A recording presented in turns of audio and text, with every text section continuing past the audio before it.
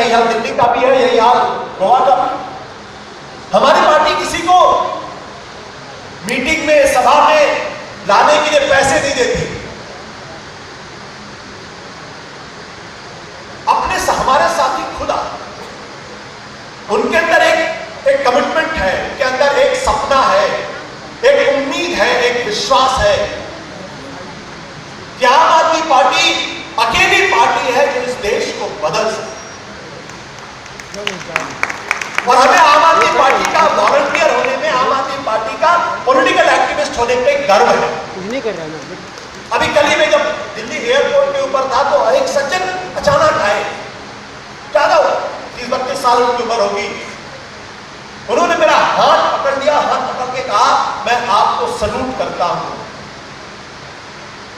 मुझे आप पे गर्व है। और यकीन मानिए अभी भी जब मैं आपसे बात कर रहा हूं मेरे रोए खड़े हो गए। इस देश के अंदर नेताओं की हालत यह है कि लोग उनसे घृणा करने लगे हैं, अपने घरों के अंदर नेताओं को बुलाते नहीं है। जब भी इस देश के अंदर सर्वे हुआ है, नेता सबसे नीची पायदान पे पाए जाते हैं, लेकिन आम आदमी पार्टी के लोगों को देख लोग कहते हैं कि आप पर हमें गर्व होता है, यह हमारा योगदान है भारत की राजनीति। माहौल इस वक्त आपके पक्ष में बनता जा रहा है, क्योंकि एक तो उम्मीद 2014 की थी, वो उम्मीद अब लोगों की टूटती जा रही है, खत्म होती जा रही है। कांग्रेस पार्टी से लोगों को पहले ही कोई उम्मीद नहीं थी। बीजेपी से थोड़ी बहुत उम्मीद उनको 2014 में नजर आई, वो उम्मीद अब खत्म हो रही है। देश को अब एक असली विकल्प की तलाश है, और अगर हम इस वक्त इस मौके का लाभ नहीं उठा पाए तो इतिहास हमें कभी माफ नहीं करेगा, ये मैं आज आपसे कहना चाहता हूं। और इस यज्ञ में, ये यज्ञ है अपने आप, इसमें आपसी मतभेदों के लिए कोई जगह नहीं है, मैं बड़ी ईमानदारी के साथ कहना चाहता हूं। छोटी छोटी गुटबाजियों के लिए कोई जगह नहीं है, छोटी छोटी बात पर शिकायत करने के लिए कोई जगह नहीं है। अगर हम आम आदमी पार्टी के कार्यकर्ता हैं, अगर हम आम आदमी पार्टी के सिपाही हैं, अगर हम वॉलंटियर हैं, तो हमारा सपना बीजेपी और कांग्रेस की तरीके से अपनी विधानसभा को आगे बढ़ाने का और दूसरे की विधानसभा को गिराने का नहीं हो सकता। ये और जो भी साथी इस दिशा में पाया जाएगा, पार्टी उसके साथ किसी तरीके की कोई सहानुभूति नहीं रखेगी, ये मैं बड़ी ईमानदारी के साथ। हम आज इसलिए इस हॉल में इकट्ठा हुए हैं क्योंकि हमें लगता है और हमें यकीन है कि आजादी की दूसरी लड़ाई जो अरविंद केजरीवाल जी और अन्ना हजारे जी ने शुरू की थी, उसको हम उसकी तार्किक प्रगति तक पहुंचा सकते हैं। यानी इस देश को भ्रष्टाचार मुक्त किया जा सकता है, इस देश की राजनीति को बदला जा सकता है, और हम इस देश की राजनीति को बदलने वाले हैं। अगर यह हमारा सपना नहीं है, अगर हमारा सपना सिर्फ यह है कि ये आगे बढ़ रहा है उसको पीछे खींच लो, ये ऊपर चढ़ रहा है इसको धक्का दे दो, किसी हर चीज में सिर्फ आलोचना करना और किसी की टांग खींचना, किसी के खिलाफ अनोनिमस चिट्ठियां लिखना, अपने अपने हितों के लिए पार्टी के बड़े सपनों को खत्म कर देना, अगर ये करेंगे तो पार्टी में आपकी जरूरत नहीं है।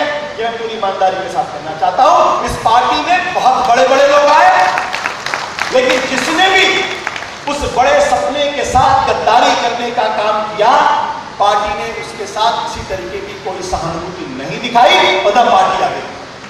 जैसे अभी हमारे एक भाई ने कहा कि वहां टीम क्यों नहीं बन पा रही, क्योंकि वहां हमारे कुछ साथियों को डर लगता। हम दिल्ली के अंदर हिंदुस्तान के प्रधानमंत्री से रोज लड़ रहे हैं, जिसको कहा जा रहा है कि बहुत ताकतवर आदमी, जिसके बारे में मुझे बताने की जरूरत नहीं कि अपने विपक्षियों को और अपने दुश्मनों को किस तरीके से क्या उनके साथ व्यवहार करते हैं और किस तरीके से हमारे ऊपर जुल्म किए जा रहे हैं दिल्ली के अंदर, ये हमें बताने की जरूरत नहीं।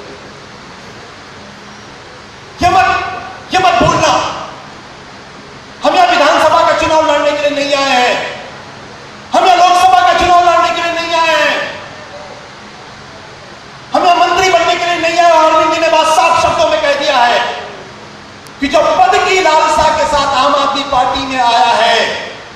पार्टी छोड़ दे तो बेहतर होगा।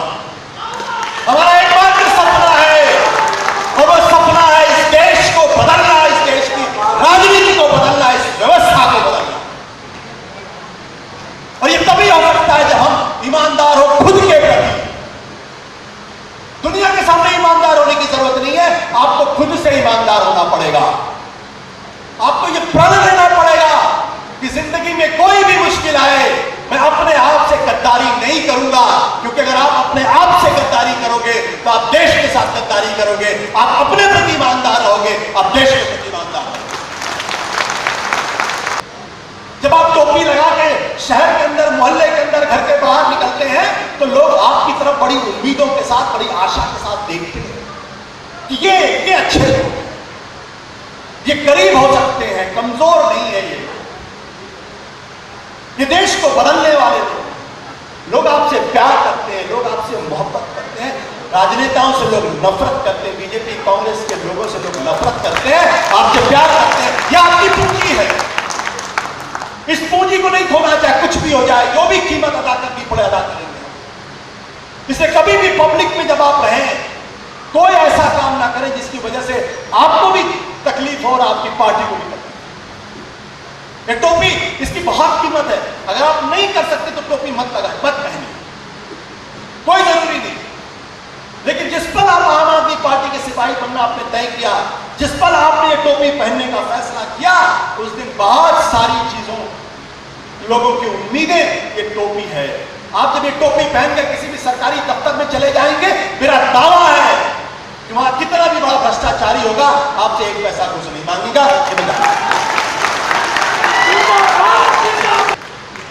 दिल्ली के अंदर अगर बन सकता तो यहां क्यों नहीं बन सकता? झारखंड के अंदर अगर अस्पतालों की हालत बुरी है तो उसके लिए कौन जिम्मेदारी? सवाल तो आपको पूछना पड़ेगा। झारखंड के अंदर अगर शिक्षा की हालत खराब है, स्कूलों की हालत खराब है, तो सवाल तो आपको पूछना पड़ेगा। हमने मात्र 1.5 सालों के अंदर दिल्ली के अंदर जो सरकारी स्कूल है वहां पे क्रांति ला दी। आज लोग रस करने लगे कि ऐसा भी काम हो सकता है। वहां के जो शिक्षा का के साथ साथ जो स्वास्थ्य का जो हमने नया ढांचा खड़ा किया है, उस पर अमेरिका का वॉशिंगटन पोस्ट लिख रहा है, कह रहा है कि अमेरिका को सीखना चाहिए दिल्ली से कैसे स्वास्थ्य सेवाओं को बेहतर किया। हम पैसा, लोग कहते थे कि आप तो बिजली आधे दाम पे दे रहे हो, पानी मुफ्त दे रहे हो, और खजाना लुटा रहे हो।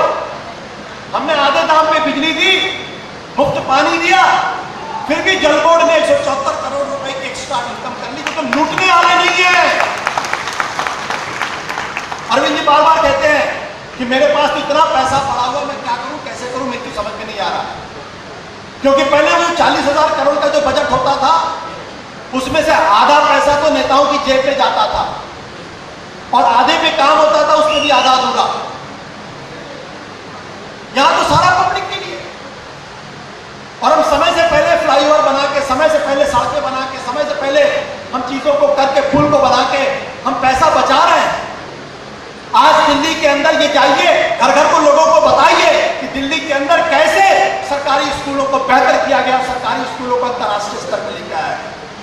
मैं संजीव जी से कहूंगा कुछ जानकारी आप तक पहुंचा दें, कैसे सरकारी दिल्ली के अंदर 5 करोड़ में जो प्राइमरी हेल्थ सेंटर बनते थे, आज वो हेल्थ सेंटर इनको मोहल्ला क्लिनिक 20 लाख रुपए में बन रहे हैं। कैसे 600 करोड़ में 200 बेड का अस्पताल बनता था, आज वहां 600 करोड़ में 800 बेड का अस्पताल बनता है, और ये बुराड़ी के अंदर बना हुआ है, जहां पर हमारे विधायक जी हैं संजीव झा जी।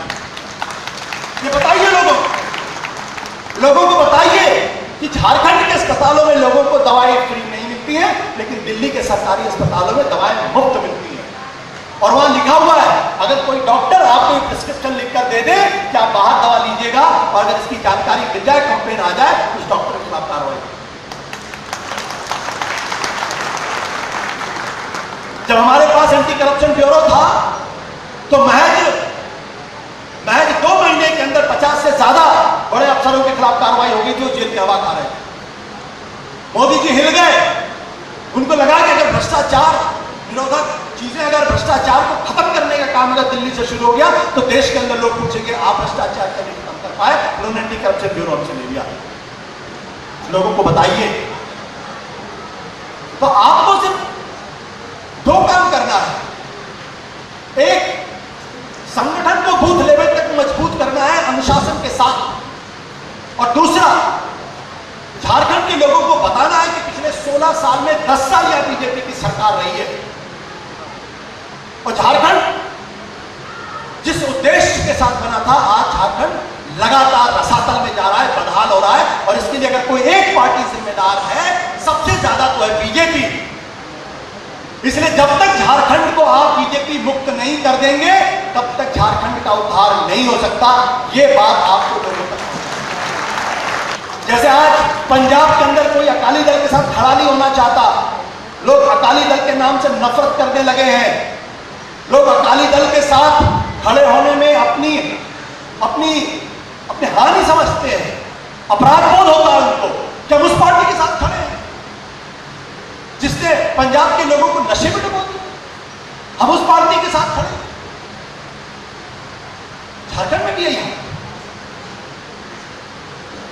आपको इनके आंखों में आंखें डाल के कहना पड़ेगा, तुमने झारखंड को लूटने का काम किया है, तुम गद्दी पर बैठने के लायक नहीं हो। ये दो काम आप कर लीजिए। दिल्ली के अंदर आम आदमी पार्टी की सरकार काम कर रही है, उसका एक एक ब्यौरा आप लोगों तक पहुंचाइए। डोर टू डोर कैंपेन में लोगों को बताइए कैसे वहां शिक्षा में काम हो रहा है, कैसे वहां हेल्थ में काम हो रहा है, कैसे वहां बिजली सस्ती मिल रही है, कैसे वहां पानी सस्ता मिल रहा है, कैसे प्रोजेक्ट समय से पहले खत्म हो रहे हैं, कैसे अस्पतालों के अंदर वहां दवाएं मुफ्त मिल रही, ये बताइए आप। बोलिए हमारी सरकार आएगी तो हम भी झारखंड के स्कूलों को जो है वो दिल्ली के स्कूलों की तरीके से कर देंगे। बताइए, दिल्ली के जैसे सरकारी अस्पताल है, उसी तरीके झारखंड में सरकारी अस्पतालों की हालत कर देंगे। यहाँ के तो अस्पतालों के बारे में मुझे बताया गया है कि बारिश हो जाए तो 1-1 फुट पानी वहां रहता है, और मरीज सड़क पर पाए जाओ, फर्श पर पाए जाते हैं। दवाएं अस्पतालों के अंदर है नहीं, बेड नहीं है, वहां कुत्ते घूमते हैं, जानवर घूमते हैं, गंदगी का बुरा हाल है। बताइए कि ये हालत हमने दिल्ली के अंदर की है। दिल्ली जैसा दिल्ली के अस्पतालों को हमने खूबसूरत बेहतर किया है, उसी तरीके से हम झारखंड के अस्पतालों को भी कर रहे हैं। तो ये सब चीजें आप तब कर पाओगे जब आप लोग अनुशासन के साथ एक एक घर तक जाओगे, लोगों को समझाओगे, उनके साथ बैठोगे, संगठन को मजबूत करोगे। अचानक आप देखिएगा मार्च के महीने के बाद इसी झारखंड के अंदर लोग ये कहने लगेंगे कि सिर्फ और सिर्फ आम आदमी पार्टी की सरकार चाहिए और कोई सरकार नहीं चाहिए। ये मेरा पूरा यकीन है। मैं एक बार फिर आप लोगों को बधाई देना चाहता हूँ, इतनी बड़ी संख्या में आप लोग आए हैं और जिस मेहनत के साथ काम कर रहे हैं, क्योंकि झारखंड जैसी जगह पे काम करना आसान नहीं होता। यहाँ पे आपको धमकियां भी मिलेंगी, तमाम चीजें भी होंगी, लेकिन उससे डरने की बात नहीं है। और हम इस उम्मीद के साथ मैं जब दोबारा आऊँ तो लोग ये कहें कि हाँ, झारखंड के अंदर आम आदमी पार्टी एक सशक्त विकल्प के तौर पर उभर रही है। बहुत बहुत शुक्रिया आप लोगों का। धन्यवाद आशुतोष भैया। भारत माता की इंकलाब, इंकलाब। जाग गया भाई, जाग गया, जाग गया भाई, जाग गया। भ्रष्टाचार पते झाड़ू। अब मैं